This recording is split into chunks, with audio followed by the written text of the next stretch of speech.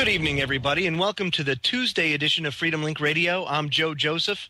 Tonight, my guest, YouTuber, SGTBull07, and the author and maintainer of SergeantReport.com. Sean, welcome to the show. It's great to have you here. Thanks, Joe. It's really great of you to have invited me. I appreciate it, man. Thanks. Oh man, the pleasure's all mine. It's good to have somebody that's shown a good deal of success in getting the word out and making people understand that you know, even people that do things from their house can go and really affect change. You know, I tell people all the time how important it is to just not sit on your hands when all of this stuff is going on with, like, say, S1867 and MF Global, that people get out and they talk about this. And you do a great job in getting the word out. Your website is great, well laid out. Your YouTube channel's a big success.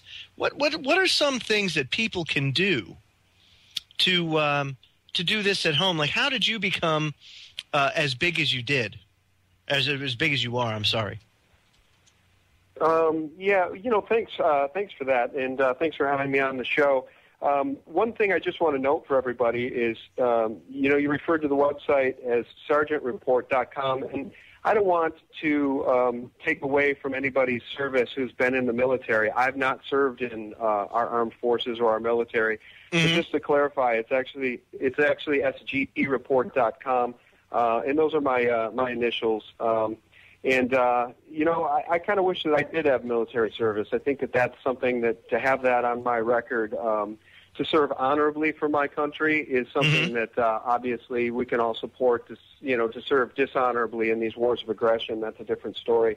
But as it pertains to the website, you know, I was talking to a friend in the YouTube channel. I was talking to a friend the other day, and I was telling him that I don't know that I could repeat what's happened. I think to some degree, Joe, it's been a little bit of divine inspiration meets divine intervention because, you know, I started out with the YouTube channel with a passion for getting the word out based on things that I had been learning and reading about the fall of our republic.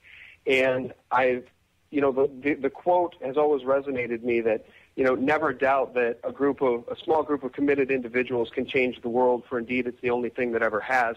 That's always resonated with me, and I've been inspired by people like Alex Jones. You and I were talking about him previous to going on the air, and people like Luke Radowski, who is just one guy who started We Are Change, and he's implemented change now all over this country, and I find that so inspiring. So as I was learning and waking up to the tyranny which has enveloped our formerly free republic, you know, I wanted to do something. I think all of us who are informed and are decent people with good hearts, God-fearing people, whether or not you believe in Jesus Christ as your personal Savior or a God in general or the idea of a creator, to be a God-fearing person is to have humility and to want to stand up for those who are being trampled on, to want to stand up for your brothers and sisters, to want to stand up for children. You know, we've got all these pedophiles running around in this country. What kind of country incubates and protects pedophiles? I think it really speaks to the heart of the decadence of our country. And so for me, once I started to wake up, I just wanted to affect change. I wanted to spread the word and share it with others. And, you know, I'll tell you what was weird about it for me, Joe, is in my workplace, I worked for a Fortune 50 company for a decade. I'd been promoted through the ranks of that company 5 times in 10 years. I was making great money. I loved my job in marketing for this company.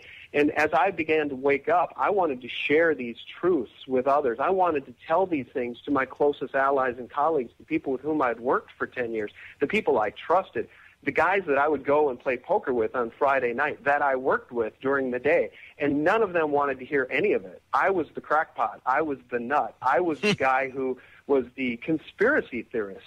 And it really, really woke me up to what I call the madness of this lost society. Because if you have any cognitive ability to have reason, you can see what's going on here, you know? Sure. And for those friends of mine and colleagues and human resources to get involved and say, hey, you're talking about, you know, you're a conspiracy theorist. I mean, what a crazy charge to live in a country that is actively involved in hanging itself, in killing the Republic and all of our liberties, and to be somebody who wants to point out these disgraces and to be charged with being a conspiracy theorist or a nutter. It's exactly what motivated me to start my YouTube channel, Joe. So to answer your question, sorry about it being so long, but I think people need to have passion, and then you need to get off your butt and do something, no matter what that is, whether it's going down to Occupy Wall Street and making a video, or going to a city council meeting and videotaping it and putting it on YouTube. Whatever that thing is that you're passionate about, do it and start a YouTube channel. It's really easy. It's free. And all you need to do is go get yourself an HD video camera and learn how to upload video. Yeah, I found it really easy. And my first channel, I actually got started kind of covering the Gulf oil spill because it just something didn't seem right. And my original channel, it was about chemtrails, and every time copyright. Okay, all right. So this time I started up just an archive for my shows, but I'm also doing a lot of advocacy for Ron Paul, because if you ask me, he's the only candidate that's going to have a remote chance of turning this country around is Ron Paul. He's the only one that's stuck to, even if you can't agree with the guy, even if you don't see eye to eye, at least people acknowledge the fact that he's the only one that's been consistent the entire time. He's stuck by his guns the entire time. And what other politician out there do you know of that's done that? Yeah, and I still work with people that think, they believe in the false right-left paradigm. And so I have people that identify themselves as being Republicans, and they don't like Ron Paul because they don't hear about Ron Paul fairly in the mainstream media, and they believe what they hear. And the people on the left believe all the nonsense that he's a racist or whatever. And so still we have this polarized group of zombie sheeple in this country that, for the most part, can't see the forest for the trees. They don't understand that half these guys went to Bilderberg, and these are hand-picked. The rest of these guys running against Ron Paul are hand-picked globalists. I mean, it's just going to be more of the same. If you want endless war, don't vote for Ron Paul. You're absolutely right, but that was never the founding fathers' intent. The founding fathers' intent was to make war so difficult to wage that you have to get a declaration of war through Congress. It takes a 2/3 majority to do so because they know that war sucks. And when you go to war to win. You don't go to war just to hang around or to appease bankers or anything else, because they finance both sides of the war. We all know this. But ever since World War II, after World War II, each action that we've been in is not a legitimate war. They've been illegal wars, and that's what Ron Paul's harping against, is the fact that from a foreign policy perspective, all of the problems that we have today with people that want to come and do harm to us is a direct result of blowback from our intervention overseas. And that's what's so important to understand. Yeah. Ron Paul makes the point, and the reason that he is so likable, and people refer to him as a throwback, he's a modern-day Thomas Jefferson, is because when he gets asked a question, no matter what the venue is, he can always fall back to a certain set of principles, a guideline that we can all look to, and that's the Constitution and the Bill of Rights, Joe. Amen to that. Well, we'll be right back in about 3 minutes, folks. Great conversation so far. Remember, the email address, if you want to email me, is the Freedomlink at CenturyLink.net. That's the Freedomlink at CenturyLink.net. Don't go away. More to come with Sean from SGTReport.com. We'll be right back.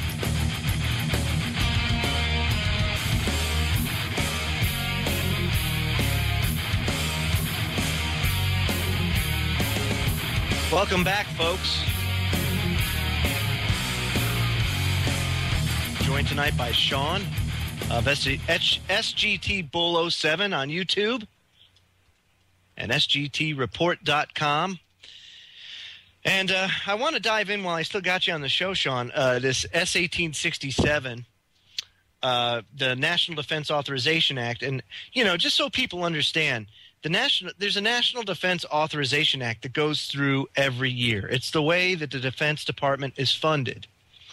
But what was so shisty and sneaky about this particular bill, and also the language, similar language is in H.R. 1540, which is has not been voted on in the House yet, but will be here when they're back in session, is the Section 1031 that gives the executive branch the power to indefinitely hold civilians, American citizens, indefinitely without trial or due process. And that's a serious problem. But I will say this, Sean, that they've already had the power to do this. You know, that with the Patriot Act and the Military Commissions Act, they were able to. The John Warner Defense Act. Yep. Right, exactly right. The John Warner Defense Act, same thing. They've already had the power to do this, but now they kind of want to solidify it in stone. And that's right. What I find to be with the full support of the Senate. Yeah, and what I find extremely shisty is that they're writing a funding bill to do this. You know, it's like this has to do with funding. What the hell does that have to do with funding? Well, I'm glad you asked. I have, I think we all do have so many concerns about this that for many of us, it's probably the straw that breaks the camel's back. And, you know, the reason I say that, and we can talk about MF Global too, because I think MF Global is the symptom and S1867 is the disease.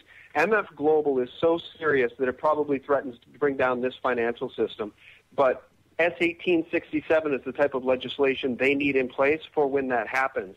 And I'm just fit to be tied. Let me read this to you. Maybe you already know this, Joe, but I got an update today from campaignforliberty.org in which they said a vote today on 2 amendments introduced to prevent the indefinite detention of American citizens as currently written into NDAA S1867.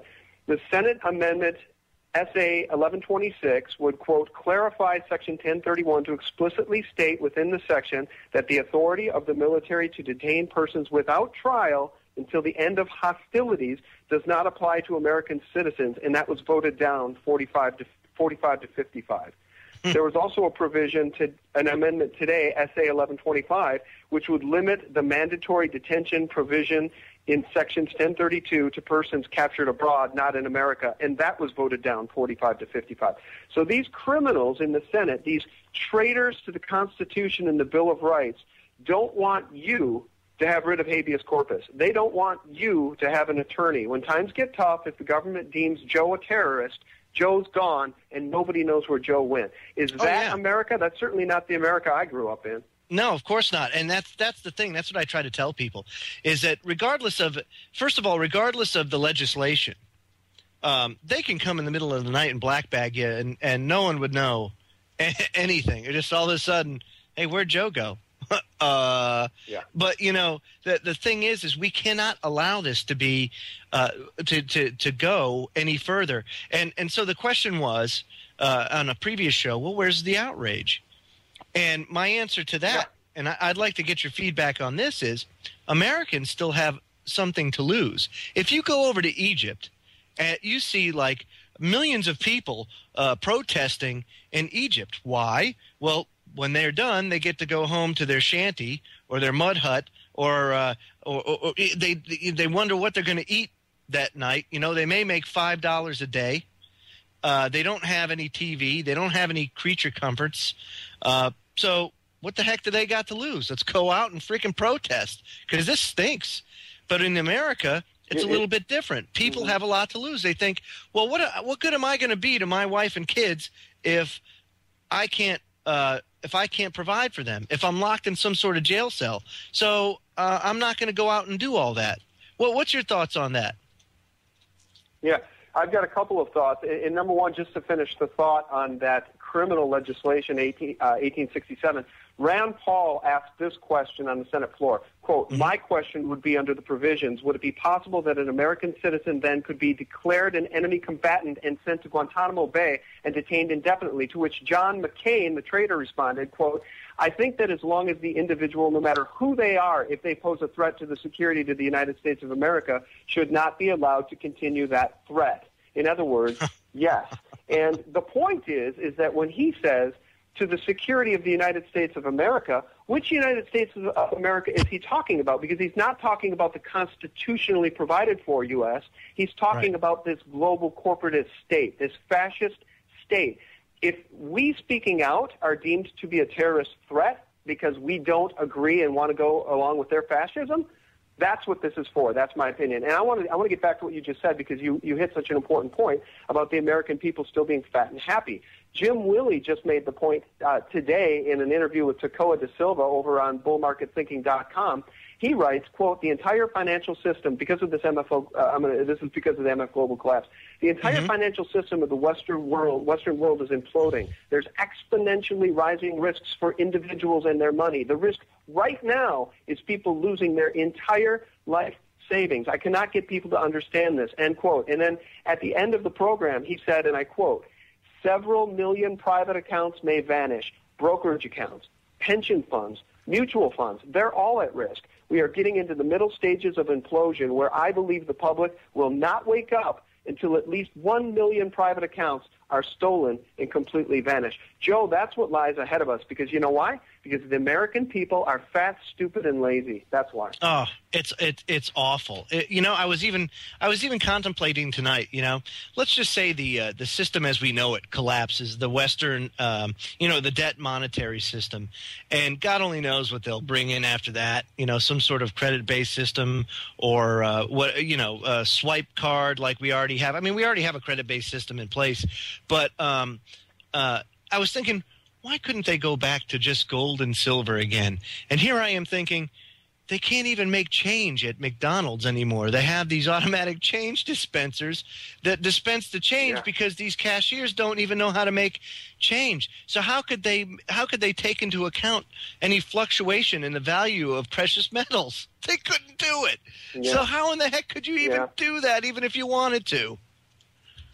Well, and a lot of people make the argument that the richest, the wealthiest, the Rothschilds, and those are the families that have all the gold and silver. But I would make the argument for a silver and gold based currency and a return to a constitutional principle, because what we have is pure tyranny. So when people make the argument of getting back to constitutional principles like sound money, which there's different schools of thought. I'm familiar with Bill Still's school of thought on that. The problem with Bill Still's school of thought is you have to be able to trust your government, which, as G. Edward Griffin points out, is an oxymoron. You can't trust government. No. You have to have a sound money that cannot be inflated away, and that's where gold and silver comes in. But you're familiar with Ann Barnhart, right, and her rant about MF Global? Yes. Yeah, now, and she closed her commodities brokerage firm, Barnhart Capital, 3 weeks ago, specifically because of this MF global fascism and the meltdown over there. And she writes, quote, she said in an interview with Paplava, quote, what used to be a representative republic is no more. This is no longer a nation of laws. This has been transformed into a nation of men. And that's what we're facing, Joe. Complete and total tyranny of men. Sean, do you have time for one more segment? Yeah, sure. Thanks. Okay, cool. We'll be right back, folks. Don't go away. 3 minutes, not long to wait. Holy diver, you've been down too long in the midnight sea. Oh, what's becoming of me? Ride the tiger, you can see his stripes, but you know he's clean. Oh, don't. Just people that are trying to make a change and being very successful at it. And that's why I'm so glad to have Sean here from SGTReport.com and SGTBull07 on YouTube. And, we were talking about MF Global, Sean, and you've done a lot of research into this. And, boy, I'll tell you, I came out hard against Gerald Celente when he was talking about the white shoe boys and all that kind of stuff, and MF is MFer. And granted, now don't get me wrong, I know the guy lost a lot of money. If it was me, I'd be pissed too. But like I was telling you off air, I've got a rub with him because you're telling people to buy physical, and the real motive behind that is you're buying futures and using your influence to help push the price up. And that's where I have the rub with him. Outside of that, hey, like him, like Alex Jones, like Webster Tarpley, all these people that speak out you know, everybody has skeletons in their closet, of course, but you have to use your discernment and understand the good information from the bad information, or understand that even though they may do shady things, at some point in time they do put out accurate information. So you have to use what you can use, and that's really it. But yeah, I was really PO'd at the fact that he was doing that, and I just want to know what your thought is on that, because you just interviewed him, didn't you? Yeah, I did, and you know, he's a very, very nice man. The man, you know, what you get during an interview with him is what you get before and after the interview. So I'm going to be probably not entirely unbiased because you know, I just interviewed him and I found him to be very gracious, and he's a very sweet guy. So what I would say is that, you know, in the interest of an entire financial portfolio, you know, if he's encouraging people to buy precious metals, gold and silver, number one, plus in his column, if he's also saying, but, you know, stay away from paper, get physical, I think that's great advice for the little guy. I consider myself a little guy. I don't do futures and options and all that. It's really above my head. So if he was taking a portion of his portfolio to play options, to take physical delivery, which he claims is what he was doing in this instance, I do want to bridge over and reshare with you more of that Jim Willie interview that's fresh. Please. Because Jim believes, this will tie into Salente, Jim believes that, quote, notice to deliver requests for gold and silver submitted through MF Global before the collapse had the potential to cause a COMEX delivery default. He says that the COMEX was ready, yes, and he says the COMEX was ready to default on gold and silver in November, and rather than honor the notices for delivery, J.P. Morgan stole the funds in the accounts that were calling for delivery, which is what Salente claims he was doing with his investment there. So what Jim Willie, who I have the highest esteem for in his admiration for both his intellect and his courage to speak truth, he's saying through his research that that's exactly what happened. So if Salente says, because I've heard a lot of people say, oh, Salente is just saying he was standing for delivery, that makes no sense. But what Jim Willie is saying, that's exactly the accounts that were targeted. And so it's J.P. Morgan and the mafia saying, oh, yeah, you want to bring down the COMEX? You want to play ball with us? We're going to steal your money. And so I think to that degree, what Salente is saying is absolutely true. So these people are victims. And one thing that we need to be really careful of, Joe, and I know you don't mean this, you know, specifically as it relates to Salente to disparage him or his character, but I hate the blame the victim thing, and we all need to be very careful of that. There's 33,000 plus victims at MF Global that had their life savings stolen, and that includes farmers and people that were using options contracts as hedges against legitimate business, like selling and buying cattle and corn. Oh, of course. And, you know, plowing the fields. And these people are screwed. And because there's no rule of law in this country, John Corzine is not sitting in jail awaiting a trial. John Corzine is probably sitting in his Fifth Avenue penthouse having a cocktail right now. Well, you know something? It's funny you say that, because Huffington Post today wrote a good piece. Robert Kuttner, co-founder and co-editor of the American Prospect, wrote a great article, Why Corzine Won't Do Time. And I'm going to read that after I get off the air with you to my listeners, because it really puts in perspective just how criminal these high-end elitists really are, and just how above the law they are, just how they have the system in the palm of their hands. It's really unbelievable, and I never really understood it in such a clear way until I read this article today. Because I mean, I kind of understood the corruption, especially with regulators and everything like that. I had no idea that private companies did a lot of the regulating. Like one private company regulates another. I had no idea, but that's the case. And it really. Yeah, and it's really the Mussolini definition of fascism, which is the marriage of corporate and state. So when these corporations can literally police themselves, and there's a revolving door at Monsanto and the FDA and blah, blah, blah, that is the absolute definition of fascism. So it's not a big fancy word. For a long time, I didn't know what fascism meant, and I looked it up, and I'm like, oh, okay, that's just the word that means corporations and government are there to screw the people, together, and that's what we're facing. And to get back to what Jim Willey was saying, as evidence, you guys, because for those listening who are like, I need more of that information, you can get it on my website at sgtreport.com. It's the top link, and that'll take you to Tekoa de Silva's interview with Jim Willey. But Jim Willey notes as evidence, quote, J.P. Morgan increased the amount of silver in their registered vaults by precisely the amount that was supposed to be delivered. J.P. Morgan effectively averted both a COMEX default and a European sovereign debt implosion by stealing those accounts. So, yeah, that's fascism. It's beyond fascism. Now it's outright theft. It's outright criminality. These are the people that are running our government. Do you wonder why these wars will never end now, Joe? I mean, and what kills me, right, getting back to what you were saying, is the American people now have no excuse not to wake up. There's no excuse. They sit on the fence, Sean. They sit on the fence because they say at the end of the day they can, they look at one side, which is, yes, I want to go, I want to join the fight. Hell, I want to go to Washington and arrest these thugs. I've even volunteered myself, and I'll say it one more time in case anybody wants to hire me. I will be, I'll give you 12 hours a day, I will be hangman. If you want me to be hangman, I will be hangman. You go arrest them, I will hang them from the trees. No problem. Yeah, I sometimes wonder about that. Where are the good guys in shining armor? Where are the good guys in the military or police that could literally do a citizen's arrest, but with the authority of a police power? Where are those guys? I know. They take an oath to uphold and defend the Constitution, but when it comes to executing their duty, they don't understand. As a matter of fact, I always tell this story.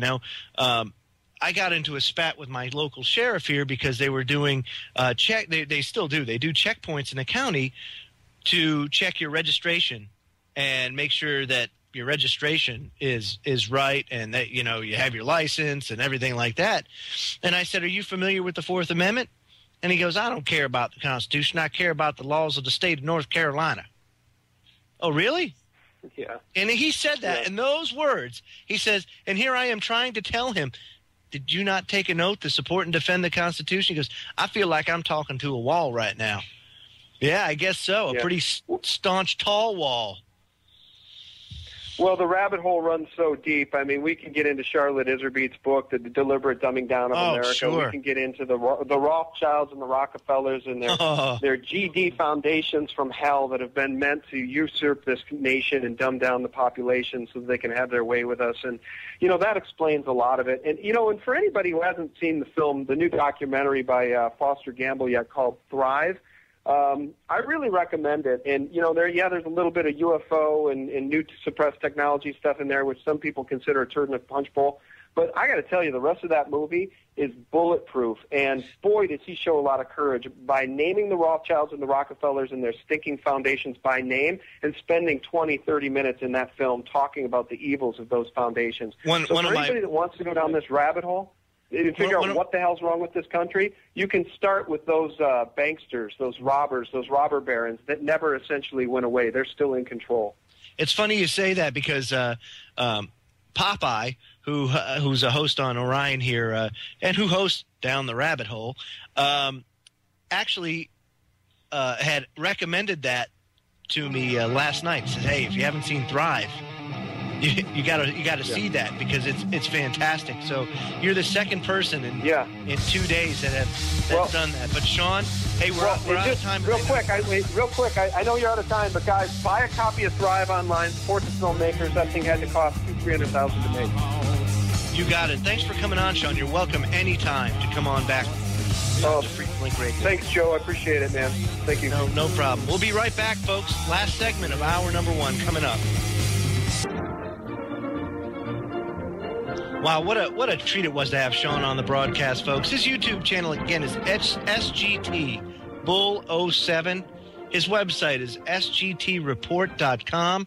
Fantastic website, fantastic YouTube channel. If you're not subscribed to it, please do, because he puts out such relevant information. And if you can't tell, he does his homework. He does a lot of research. And we were talking about MF Global, and this brings me to that article I was referencing from Huffington Post by Robert Kuttner, Why Corzine Won't Do Time. And this is so important to understand that I want to read this to you guys. It says, well, John Corzine, former U.S. Senator, former New Jersey governor, former chairman of Goldman Sachs, end his high-profile career in the slammer? In a just world, perhaps he should. But don't bet the farm on it. Corzine's most recent gig, of course, was as head of MF Global Holdings, the firm that went bust when Corzine made some $6.3 billion in unfortunate wagers that European sovereign bonds were a bargain. He was buying these bonds when everybody else was selling. And in parentheses, he goes, does the man read the newspapers? What could he have been thinking? Nothing illegal about losing your shirt, of course, but MF Global apparently not only bet its own wad, but threw over $1 billion in segregated customer funds into the same transactions. Hundreds of millions of money from customers' account went missing. A lot of the money is still unaccounted for. You can imagine what his clients are saying that MF stands for. Mixing customer money with firms' own proprietary bets is illegal, big time. Or is it?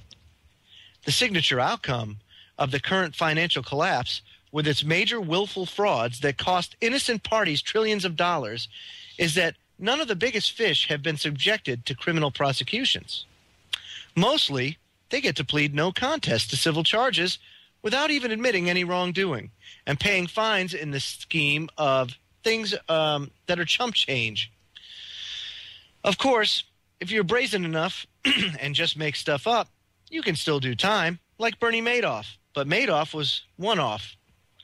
You can literally count on the fingers of one hand the number of major financial fraudsters responsible for the 2008 collapse who are behind bars. Let's recall the essence of the systematic fraud that crashed the economy was that America's bluest chip investment bankers created securities almost guaranteed to go bad and then sold them to trusting customers as sound investments. If that's not criminal fraud, it should be. But the Securities and Exchange Commission has been denuded of adequate personnel, and Wall Street lobbyists in the 90s and 2000s succeeded in weakening relevant laws to raise the bar on what it took to provide deliberate fraud, or to prove deliberate fraud, The result? More and more slaps on the wrist and hardly any criminal prosecutions. Last week, the exquisitely surnamed U.S. District Judge Jed Rakoff indignantly threw out a proposed settlement by the SEC of a major case against Citigroup. In the subprime madness, Citi literally created a portfolio of more than $1 billion in securities that it planned to bet against.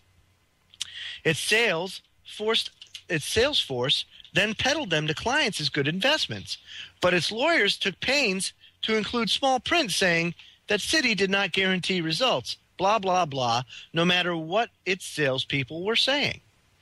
The SEC concluded that it would be risky and time-consuming to pursue a criminal prosecution that it might lose on a technicality, and settled for a deal in which Citi paid a fine of $285 million and admitted no wrongdoing. Judge Rakoff described the settlement as neither fair nor adequate nor in the public interest, and termed Citi a recidivist. He was incensed that SEC punished Citi's shareholders rather than the senior executives who cooked up the fraud. The pattern is that Citi breaks the law, promises that it won't do it again, and then is a repeat offender. This will probably continue until one of its top executives does some hard time. Which brings us back to Corzine at MF. Last week in a hearing before the Senate Agriculture Committee, which has partial jurisdiction over regulation on derivatives, it came out that while it is illegal to use customer money to cover margin calls for the firm's own proprietary bets, some other maneuvers that improperly put customer money at risk may not be illegal. For instance, future brokers such as MF Global can use repurchase agreements to swap customer money for collateral. If the collateral turns out to be worthless, well, too bad for the customer. It's this kind of lawyerly technicality that could keep Corzine a free man. Testifying at the hearing, Gary Gensler, chair of the Commodities Future Trading Commission, or CFTC, which regulates derivatives, said that such transactions need to be banned. Well, yes, but good luck getting Congress to make such maneuvers a criminal offense. Oh, And the CFTC is not even MF Global's primary regulator. That would be CME Group, formerly known as the Chicago Mercantile Exchange, a for-profit commodities exchange where MF Global made its trades. So we have one private company regulating another. You can imagine how tough a regulator the CME Group is. The fact is that all of these complex securities do not make the economy more efficient. They simply allow insiders to make highly lucrative bets, putting other people's money at risk if they turn out to be wrong. And all the self-congratulation after the Dodd-Frank Act was passed, Dodd-Frank does not touch Wall Street's deeper abuses or its toxic business model. MF Global was only an $8 billion operation, so when it went bankrupt, it didn't take down the entire financial system, but its activities were exactly the same kind of highly leveraged gambling with ratios of 30 or even 50 to 1 beyond the reach of regulators or the comprehension of investors that took down Lehman Brothers and the rest. 3 years later, Wall Street can still play these kind of games, and this will continue until Bernie Madoff has a lot of company. And that was Robert Kuttner. He's the co-editor of the American Prospect and senior fellow at Demos. And, you know, folks, he pretty much hit it on the head. This is a very, very corrupt system. The banksters have totally taken all the money. I mean, we have very little left, if you haven't noticed. The American people are being looted. John King on CNN did a great little comparison tonight of the distribution of wealth in this country from just 3 years ago to today. And the graph was staggering. I mean, it was the bottom 90% had half the wealth in this country just 3 years ago. And now, today, they only have a third. And more of that wealth is being concentrated in the upper 1%. So, you know, when you think about Occupy Wall Street, there is some truth to that. There's a lot of truth to that. You know, the 99% and the 1%. The problem that we have is just the lethargy of the American people to say no more. You know, it's the lethargy of the American people to say, you know what, I'm not going to put my money in your stupid banks anymore. And, you know, move to a credit union. Or get a safe.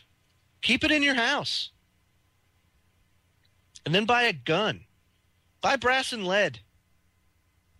Great precious metals that will never fail you. Because it will defend what you have. And if you get down to it, you can take what you need. All with brass and lead. Very, very precious metals that don't lose their value no matter what the situation. Always a purpose. You know, and it's just like my wife said, you can always acquire other precious metals with brass and lead. Whereas with gold and silver, you can throw it at somebody, but you better have pretty good aim, and you better have a lot of it. And you better be pretty close. And don't try to eat it. It hurts your teeth. So, you know, with the MF Global thing, I think it's just one example of many of the corruption that absolutely poisons this country and the entire Western economic system. And the only way that I see us fixing this situation is getting Ron Paul elected as president. And I know there are people out there, oh, Ron Paul, the Freemason. Oh. Let me tell you a little something about Freemasons, okay? I'm going to give you the reality version of Freemasons, just like I will give you the reality version of life. There are bad people out there in every organization that you go to, whether it be Freemasonry, whether it be the Shriners, whether it be the American Foreign Legion, the Boy Scouts of America. It doesn't matter where you are, there are bad people everywhere. There are people with agendas. A lot of these Freemasons just like to go there as like this men's club you know, get cheap drinks and wear assless chaps. So, understand, there are bad people in every organization. If Ron Paul was a Freemason, and I don't care if he is or not, the man is still the best shot we have. Our number 1 is Ova. Our number 2 coming up.